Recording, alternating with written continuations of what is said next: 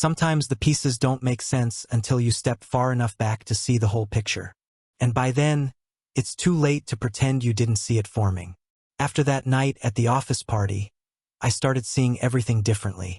It wasn't like I came home and immediately turned into some obsessed, jealous husband. No, it was quieter than that. Slower. Like watching a shadow grow longer over time until you can't remember when it started creeping in. Melissa pretended nothing had happened. She moved through the days with her usual charm, laughing at my jokes, making dinner plans, acting like the hallway incident with Andrew never occurred. And maybe if I had said something, if I had forced the confrontation, it would have come to a head then and there. But I didn't. I stayed silent. And in that silence, I started to notice things I had ignored before. For one, the late nights at work. She had always been ambitious, and I admired that about her. She chased promotions like some people chase adrenaline. But suddenly, those late nights became more frequent and more vague. I used to get texts when she was staying late. Hey babe, don't wait up. Or a picture of takeout containers at the office. But those stopped. Instead, I'd ask what time she'd be home, and she'd just say, "Not sure yet. A lot going on." No details. No follow-up. And it wasn't just weekdays. One weekend, she said she was heading to Michigan with some friends. Girls only, she told me, while packing a sleek black suitcase I didn't recognize. I helped her carry it to the car and asked who was going. She rattled off a few names I vaguely knew, then kissed me quickly and told me not to worry. It was the first time in our marriage that I felt like I was being dismissed, like I was background noise. I shrugged it off at the time, told myself she deserved a break. But when she came back, there was a faint cologne smell on her coat. Not mine. I noticed. I just didn't say anything. Then there were the clothes. Melissa always had good taste. That was never new. But lately, I'd come home and find shopping bags on the bed, dresses with price tags still attached, high heels she never wore around me, lacy things that ended up stuffed in drawers I hadn't touched in years. Retail therapy, she'd say with a wink, brushing past me in the hallway. I tried to ignore the fact that these outfits were more suited for date nights than business meetings. She started doing her makeup differently too. Bolder colors, heavier lashes, red lipstick that used to be reserved for anniversaries or special events. And yet, she wore it on random Tuesday mornings before work, when I wasn't even getting a goodbye kiss. And the phone. God, the phone. It was always with her, like an extension of her body. She used to leave it on the kitchen counter on the charger at night, or forget it in the car after grocery runs. Not anymore. It was always locked, always face down, and she'd get twitchy if I so much as glanced in its direction when it buzzed. She started using AirPods for calls, walking around the house having these half-laugh, half-whisper conversations that always ended the moment I walked in. And when I asked her about it, "Just work," she'd say. Or Gina. You know how she talks. Except I hadn't heard Gina's name in months. Her moods changed too. That was the hardest part. Melissa used to be steady. She had her bad days like anyone, but she was predictable in a comforting way. That began to disappear. One day she'd be affectionate, almost clingy. The next, distant, cold, passive-aggressive over the smallest things. I remember one night when I brought home her favorite Thai takeout after she mentioned craving it the week before. She barely touched it, said she wasn't hungry, then accused me of trying to buy her off. When I asked if something was wrong, I was stunned. It was like being scolded for trying too hard. It wasn't until I started writing these things down, making a list one night in my phone, that the pattern really began to emerge. And it wasn't a pretty pattern. It was the outline of someone slipping away, someone already gone. What scared me the most wasn't the suspicion. It was how easy it had become to pretend everything was fine. We still shared a bed, still made weekend plans, still said "love you" in passing like a script we both remembered but no longer believed. But behind those words, behind those routines, something real had cracked. It got to the point where I'd find myself replaying old conversations in my head, analyzing her tone, the pauses between her words. I'd scroll through our photos on my phone, trying to pinpoint the moment her smile changed. I couldn't find it, Not exactly. It had been gradual, like erosion. But once the thought entered my mind, that she was seeing someone else, it rooted itself deep. And from that point on, everything she did, everything she said had a different color, a different weight. I started watching her like a stranger, studying her. She stopped asking about my day, stopped noticing when I shaved. If I came home early, she looked startled. If I offered to drive her to work, she found an excuse not to. One time, I picked up her tablet from the kitchen island while mine was charging. Just habit. I opened the browser and saw a half-typed search. How to delete messages from. The rest was cut off. She cleared the history, but missed that one tab. When she saw me holding it, she snatched it from my hands. "Don't go snooping," she snapped. "That's toxic, John."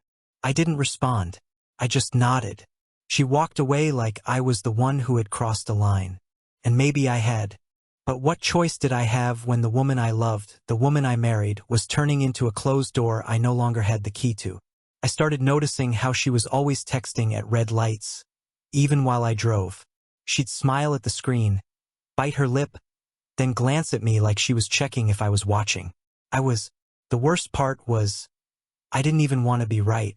I hoped I was overthinking it, that my insecurities were tricking me, that maybe we just hit a rough patch and she was pulling away out of stress, not infidelity.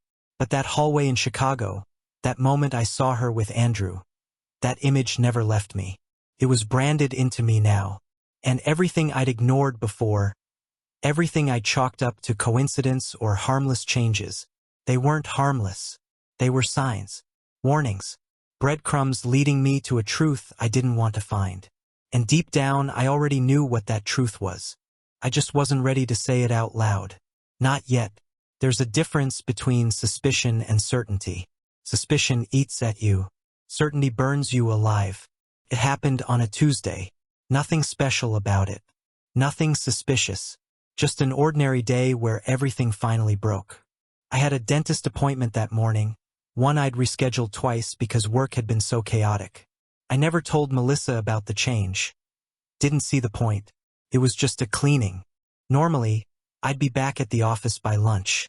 But when I got there, the receptionist told me my dentist was running behind.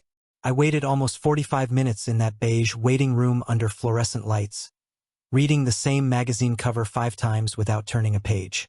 By the time I was done, it was already past noon. And for some reason, I didn't feel like going back to work. Not right away. I pulled into our driveway around 12:40, planning to grab a sandwich, maybe take a breather. The house was quiet when I stepped inside. Melissa's car wasn't in the driveway, which I expected.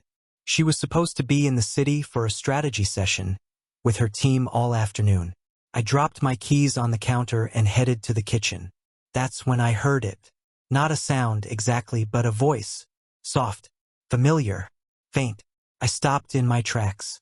It was coming from upstairs. I stood completely still, listening. A moment later, I heard Melissa's voice, clear this time, laughing, talking, muffled but distinct. I took the stairs quietly, skipping the squeaky step at the top like I had since we moved in. Her office door was half closed.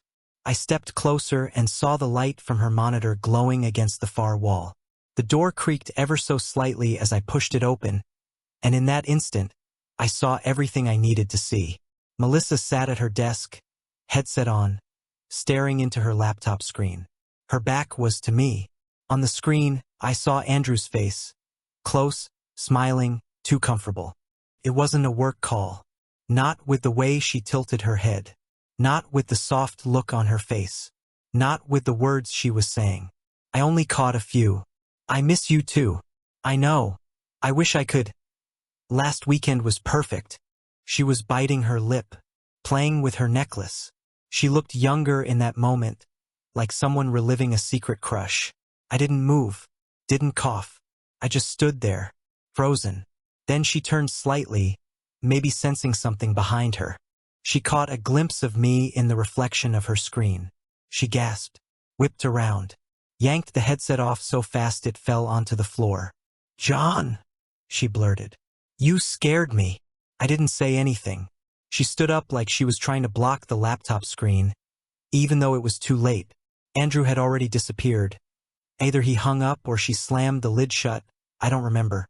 "What are you doing home?" she asked, her voice too high, too bright. I didn't answer. I just stared at her.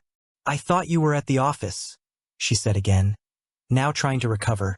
Smile creeping in like we were in some romantic comedy mix-up. "It's not what it looked like." That phrase. Again. Always the same one.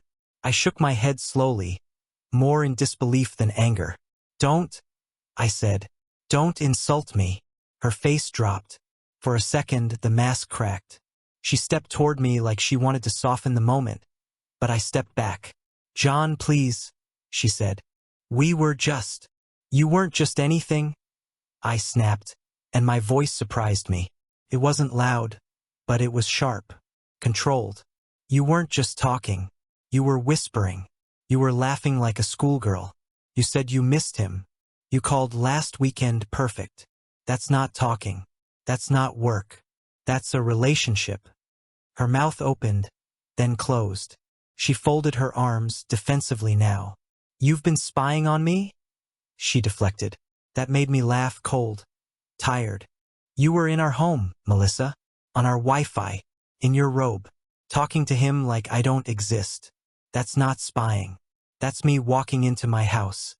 She ran her hand through her hair, pacing in a tight circle. "It's not like we planned it.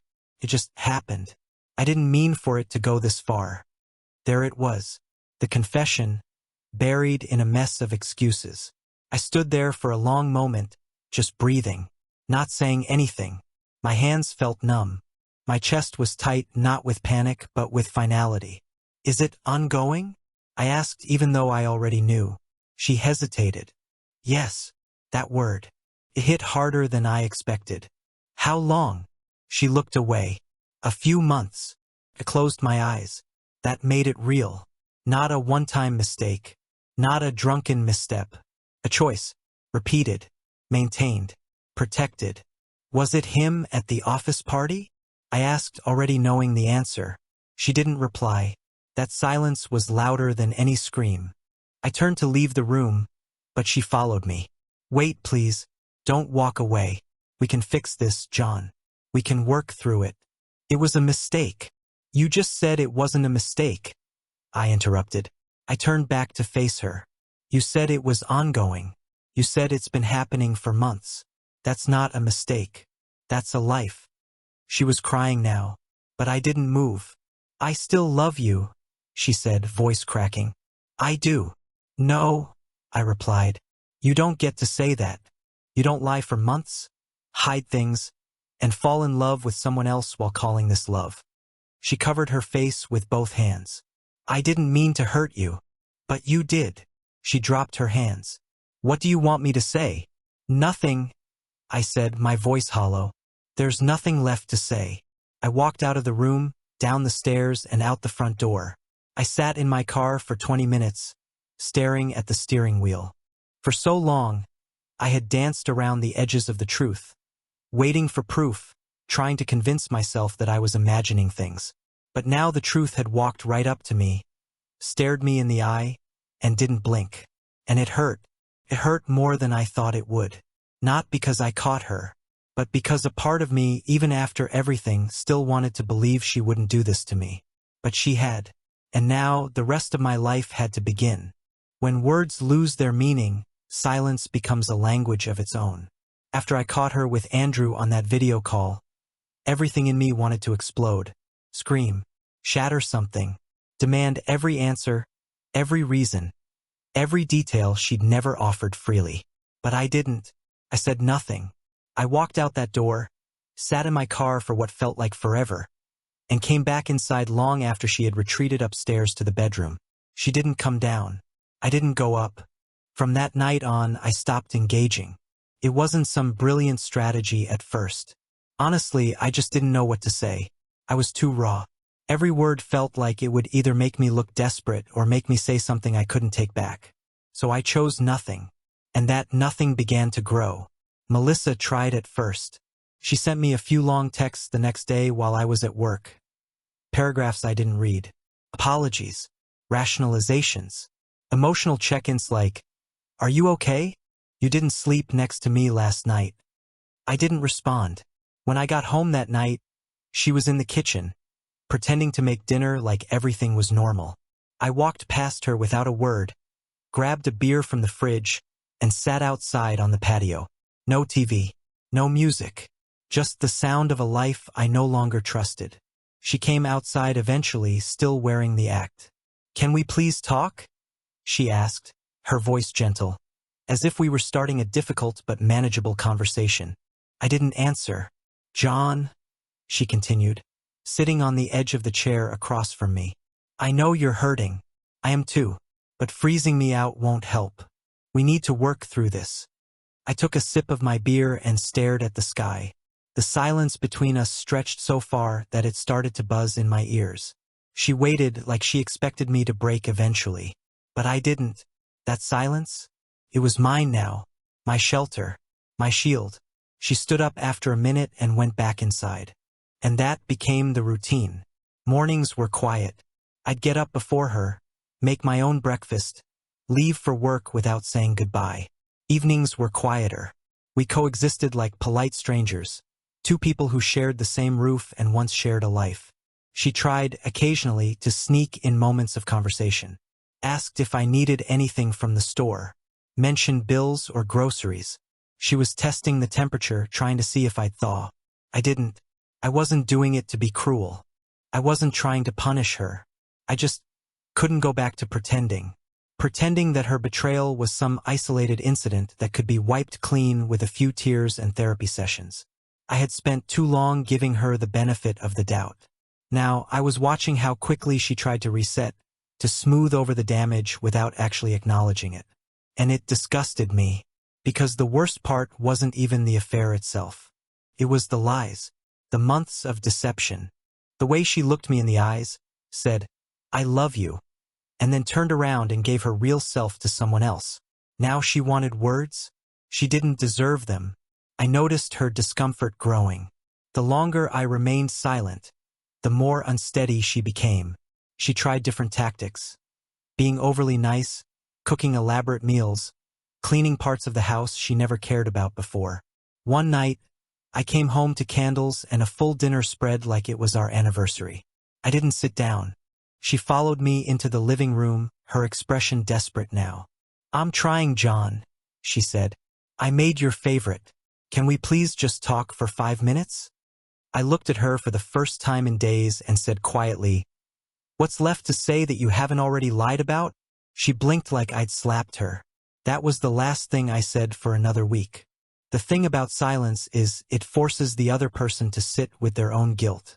When someone yells at you, you can argue back. When someone cries, you comfort them. But when they go quiet, truly quiet, you're left to battle the weight of your own actions. And Melissa started losing that battle. I saw it in the way she moved through the house, nervous, twitchy. She was always watching me, always trying to read the mood. The control she once had, being able to spin the narrative, guide the conversation, it was gone. And in its place, there was fear. She didn't know what I was thinking. She didn't know what I was planning. She knew I wasn't stupid. She knew that silence meant I was pulling away. One night, maybe 2 weeks into this Cold War, I heard her crying in the bedroom. I was downstairs on the couch, half watching TV with the volume low. The sobs were muffled but unmistakable. I didn't go to her. She didn't come down. The next morning, I found a handwritten note on the kitchen counter. Not a text, not an email. A full page of apologies. She wrote that she was sorry for hurting me, that she never meant to fall for someone else, that it just filled a hole she didn't even know was there, that she still loved me and was willing to do whatever it takes. I didn't respond. I didn't throw it away either. I left it where it was and went to work. That note sat there for 3 days. Eventually, she moved it. I didn't ask where. Some nights I'd lie awake on the couch listening to her move around upstairs, wondering if she was still talking to him, wondering if she ever really stopped. But I didn't ask. I didn't need confirmation. I wasn't looking for more reasons to leave. I already had enough. I was just waiting for the right time. But while I stayed silent, I paid attention. I watched her spiral. She started drinking more glasses of wine alone in the kitchen after I went to bed. She stopped dressing up for work, stopped checking the mirror as much. Her energy, so polished and composed, was unraveling. The woman who once danced around this house with a glass of Chardonnay and a Spotify playlist was now walking like she was afraid to make noise. She had finally realized she couldn't talk her way out of this. And that was the power of silence. Because it wasn't a tantrum. It was a message. It was the withdrawal of affection, of attention, of all the tiny kindnesses that had once built our marriage. No more asking about her day. No more shoulder squeezes when she looked stressed. No more checking the weather and warming up her car in the mornings. I disappeared in plain sight, and that shook her more than screaming ever could. I didn't slam doors. I didn't sleep somewhere else. I stayed. But I made it clear, she no longer had access to me. And that terrified her. She began to doubt her choices. I could see it. She went from defensive to ashamed, from manipulative to lost. The silence exposed her in a way nothing else could. She couldn't perform in front of it, couldn't control it, couldn't twist it into something it wasn't. And slowly she realized she was alone, not because I left, but because she pushed me so far away that I couldn't find my way back. If silence is power, proof is protection. Because the truth, no matter how painful, is safer than denial. There's something strange about betrayal. It doesn't just break your heart. It fractures your memory. You start to question everything you thought was real. Every smile, every compliment, every night spent watching a movie with her head on your shoulder. Was it genuine, or was she just buying time? After weeks of silence, I stopped hoping for clarity from Melissa. Her words had already proven useless, empty. The truth wasn't going to come from her. I had to find it for myself. So I became something I never thought I'd be. An observer. Not paranoid. Not unhinged. Just alert. She thought my silence meant withdrawal. That I was emotionally stunned. Maybe even ready to forgive. But the truth is, I was watching her more closely than ever. Not to catch her in the act I already had, but to understand just how deep this thing ran. How far it had gone. How long she had been living this second life. It started with the tablet. She hadn't used it in weeks, maybe months. It was sitting on the bookshelf in the living room, covered in dust, wedged between a few unopened books she kept there to look literary. I remembered once helping her log into a shared email account on it, a junk address we used for coupons and store newsletters. Late one night, when she was asleep upstairs and I was still on the couch pretending to scroll through sports updates, I opened it. To my surprise, it still worked, and she hadn't logged out. What I found there made my stomach turn. Emails. Not just from Andrew. There were several going back months, some vague, some not. One simply said, "Dinner at 7 again? Same place. Loved seeing you in red last time." No signature, but the thread beneath it told the rest. Messages confirming hotel bookings, coordinating fake alibis, discussing work events that never happened. She was careful. Most of the messages were deleted, gone from the inbox, gone from sent items. But some, just a few, lived in the archive folder. She must have missed them. Or maybe she didn't think I'd ever look. I started taking photos with my phone. Every message, every receipt, every date. I didn't know what I was going to do with them yet, but I knew I needed them. The next piece came from our shared credit card statement. She never checked it. I always paid the bills automatically on the 15th of every month. But now I looked closer, really looked, and suddenly, the quiet charges stood out like they were bolded. A boutique hotel 5 blocks from her office. Twice in 1 week. A restaurant in the West Loop we'd never been to together. A lingerie boutique she hadn't mentioned. Rideshare charges that didn't line up with her office hours or girls' night plans. And always small enough to go unnoticed. $32 here, $48 there, $97 at the hotel bar. Nothing flashy, nothing outrageous, just enough to blend in with groceries, gas, and the noise of daily life. But I saw it now, in full color. I opened a spreadsheet, labeled it insurance.